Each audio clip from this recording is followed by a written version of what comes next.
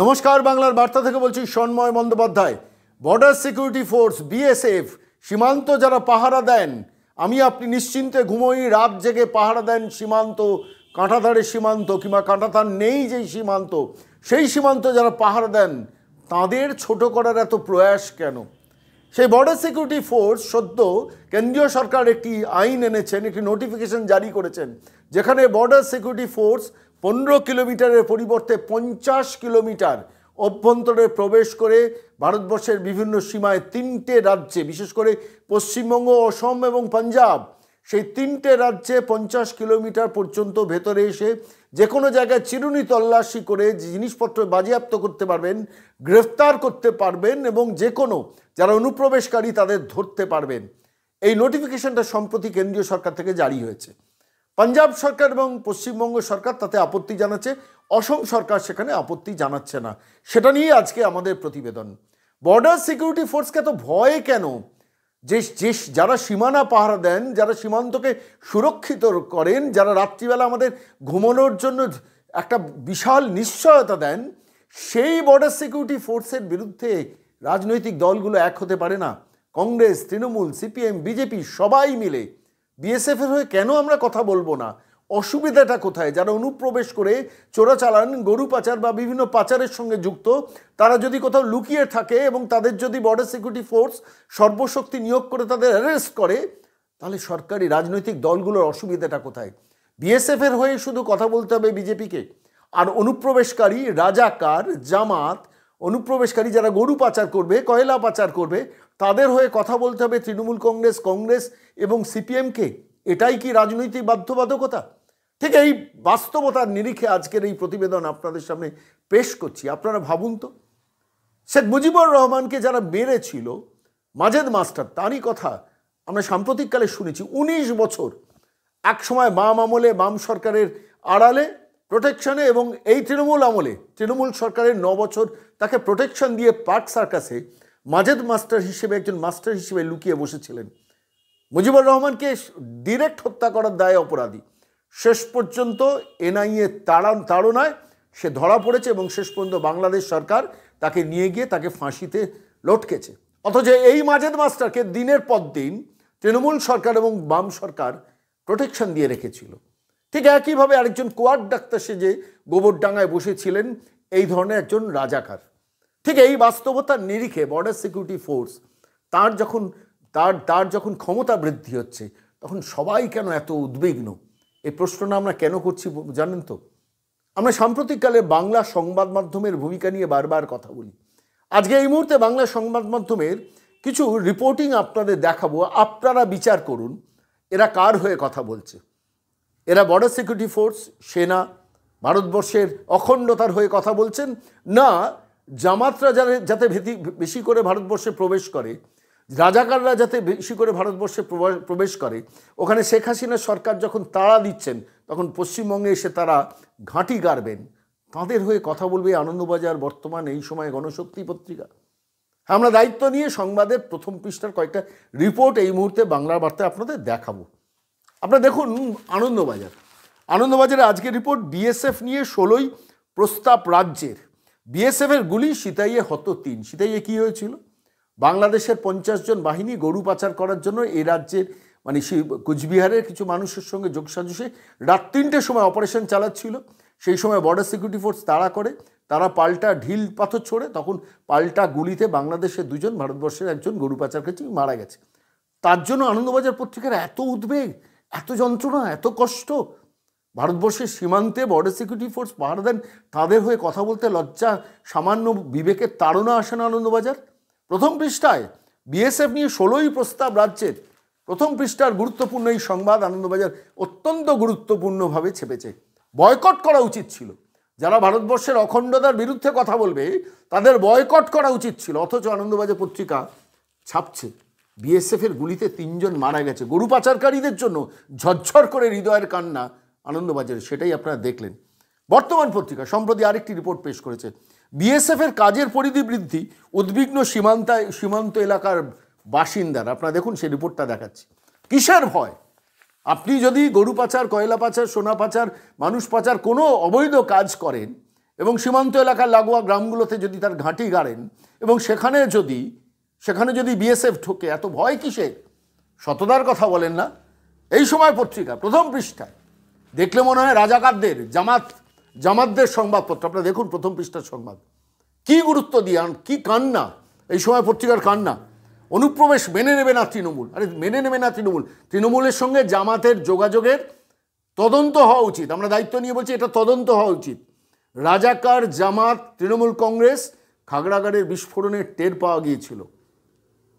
বিভিন্ন ক্ষেত্রে বিভিন্ন সূত্র ধরে যে যোগসূত্রগুলো তৈরি হয় তার তদন্ত হওয়া উচিত আমরা বলছি। এরপর আসি গণশক্তি পত্রিকা প্রথম পৃষ্ঠায় গুরুত্ব দিয়ে ছাপছেন, বিএসএফ এর গুলি সিতাইয়ে নিহত 3। আরে বলুন, নিহত গরু পাচারকারী, বলতে অসুবিধাটা কোথায়? বারবার এই রিপোর্টগুলো আমাদের হাতে আসে আর খালি বারবার মনে হয় কোন বাংলায় আমরা বসবাস করছি বলুন তো, যেখানে যারা সারা রাত দিন পরিশ্রম করে সীমান্তে বর্ডার সিকিউরিটি ফোর্স পাহারা দিচ্ছেন, প্রোটেকশন দিচ্ছেন, আমাকে আপনাকে নিশ্চিন্তে দিনযাপন করার সুযোগটা দিচ্ছেন, তাদের মধ্যে কেউ ভুল ত্রুটি করেন না, তাদের মধ্যে কেউ জালিয়াতি করে না, আমরা বিশ্বাস করি না। সমস্ত ক্ষেত্রে জালিয়াতি আছে, বিএসএফ এর মধ্যেও জালিয়াতি আছে, কিন্তু সামগ্রিকভাবে বিএসএফকে ধরে এইভাবে অবনমন, টেনে নামানো এবং তাদের কর্তৃত্বকে চ্যালেঞ্জ করা, এর মধ্যে দিয়ে কি প্রকাশ হচ্ছে? যেটা প্রকাশ হচ্ছে সেটা হচ্ছে এই বাংলায় জামাত নিশ্চিন্তে থাকতে পারে। আপনারা কিছুদিন আগে জানেন হরিদেবপুরে সেখানে জামাত যোগ ধরা পড়েছে, তারা এখন জেলের মধ্যে রয়েছেন। আপনারা জানেন কিছুদিন আগে খাগড়াঘর বিস্ফোরণে কারা ধরা পড়েছেন। আপনারা জানেন এনআইএ রাতের অন্ধকারে মুর্শিদাবাদ থেকে আল কায়দা জঙ্গিদের ধরেছেন। আপনারা জানেন গোবরডাঙ্গা থেকে জঙ্গিরা ধরা পড়েছেন। আপনারা জানেন খড়দহ উপনির্বাচনে বাংলাদেশিরা এসে ভোট দিচ্ছে।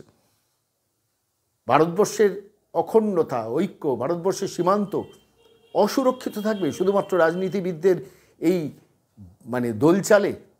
কিসের জন্য? মানুষ কেন উঠতে পারবে না? কেন রাজনৈতিক নেতারা একটু উঁচুতে উঠে বলতে পারবে না দেশটা আমাদের, এই দেশে স্বাধীনভাবে বসবাস করার অধিকার আমাদের? রাজাকার, জামাত, এদের ভারতবর্ষের প্রতি কোনো অধিকার নেই। এটা তৃণমূল কংগ্রেস বলতে পারছে না কেন? কোথায় অসুবিধে? বলুক, মন খুলে বলুক যে শেখ মুজিবুর রহমানের হত্যাকারীকে 9টা বছর ধরে তৃণমূল শাসনে পার্ক সার্কাসে নিশ্চিন্তে মাস্টারমশাই গিরি করতে দিয়েছি।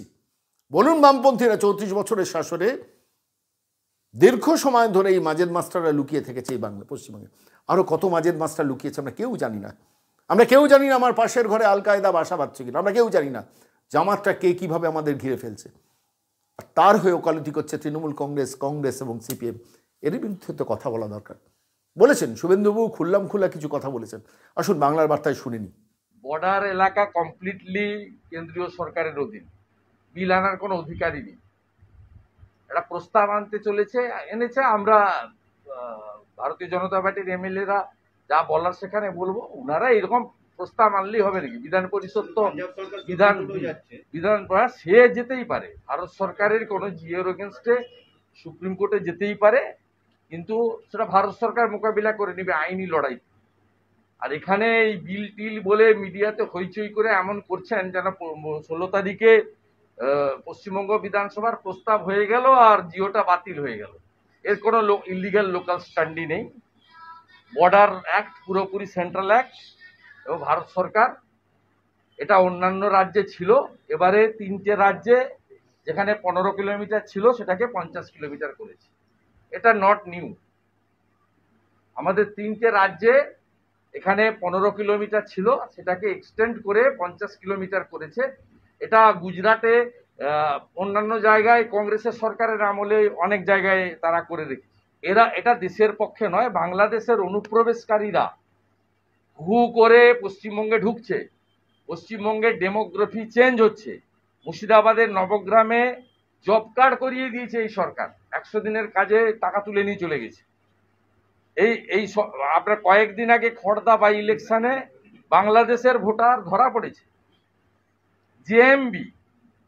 জেএমবি বাংলাদেশের জামাতের খুনিরা এনআইএ মধ্যমগ্রামে ধরে নিয়ে গেছে আজ থেকে 15 দিন আগে, এবং বঙ্গবন্ধু মুজিবুর রহমানের 2 জন ফাঁসির আদেশপ্রাপ্ত খুনিকে সিপিএম এবং তৃণমূল সংরক্ষণ দিয়ে রাজ্যে রেখেছিল।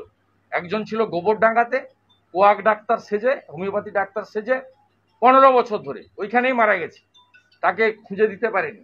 দ্বিতীয় জন হচ্ছে রাইটার্স বিল্ডিং আর নবান্ন থেকে কয়েক কিলোমিটার দূরে পারসার কাছে ছিল, মাজেদ মাস্টার নাম দিয়ে, ইংরেজি টিচার নাম দিয়ে তাকে সিপিএম এবং তৃণমূল সরকার সংরক্ষিত রেখেছিল। গত বছর এনআইএ ডাইরেক্ট অপারেশন করে বঙ্গবন্ধুর খুনি মাজেদকে তুলে নিয়ে যায় এবং তার ফাঁসির দণ্ডাদেশ কার্যকর করে বাংলাদেশ সরকার। এই তো পশ্চিমবঙ্গ। এখানে সমস্ত জামাত, হেফাজত, শিবির এদেরকে দিয়ে পশ্চিমবঙ্গকে পুরোপুরি অরক্ষিত রাখা হয়েছে।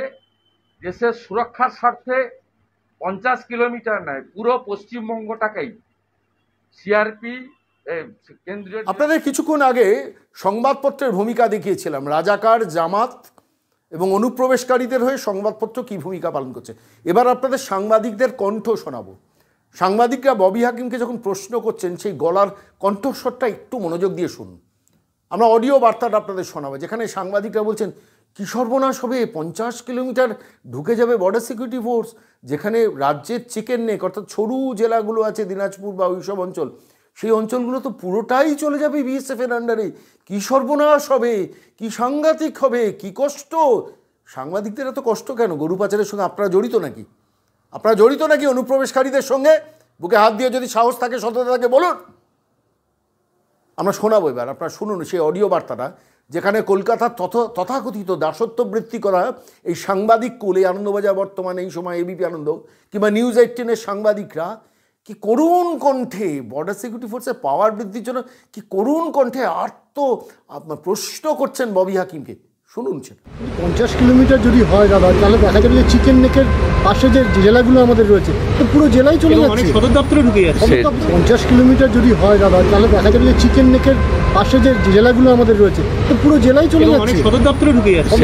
50 কিলোমিটার যদি হয় দাদা, তাহলে দেখা যাবে যে চিকেন নেকের পাশে যে জেলাগুলো আমাদের রয়েছে, তো পুরো জেলায় চলে যাচ্ছে, সদর দপ্তরে ঢুকে যাচ্ছে। কষ্ট হচ্ছিল সাংবাদিকদের, এই করুণ কণ্ঠ শুনে মনে হচ্ছিল যে সাংবাদিকদের ভরণ পোষণের সংবাদপত্রের মালিকরা করেন না, ওই গরু পাচারকারীরা করে। যার জন্য এই কণ্ঠটা আপনাদের 3-4 বার শোনালাম যে ববি হাকিমকে সাংবাদিকরা কীভাবে প্রশ্ন করছে। এবার চলুন মিনি পাকিস্তান খ্যাত সেই মন্ত্রীর কাছে, ববি হাকিম, যিনি সেই মিনি পাকিস্তানের তত্ত্ব আওড়েছেন। ববি হাকিম কীভাবে অনুপ্রবেশকারীদের হয়ে কথা বলছেন।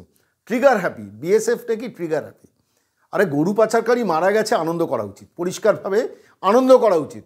যারা অবৈধ অনুপ্রবেশকারী এই কাজকর্মগুলো করছেন, দেশের সম্পদ লুট করছেন, পাচার করছেন, তাদের জন্য দুঃখ একটা শাসক দলে। আসলে ববি হাকিমের মতো মানুষরা এই জন্যই বাংলায় রাজনীতিটা করছেন, যাতে জামাত থেকে শুরু করে আল কায়দা এদের শক্তি বৃদ্ধি হয়। এটা বলতে কোনো অসুবিধা নেই, এটা আমাদের চিন্তা যে এই মানুষগুলো শক্তি বৃদ্ধি করার জন্যই ববি হাকিমদের রাজনীতি। এবার চলুন ববি হাকিম কী বলেছেন সাংবাদিকদের সামনে এই বর্ডার সিকিউরিটি ফোর্সের শক্তি বৃদ্ধি নিয়ে সাংবাদিকদের প্রশ্নের উত্তরে। পুরোটা শুনুন।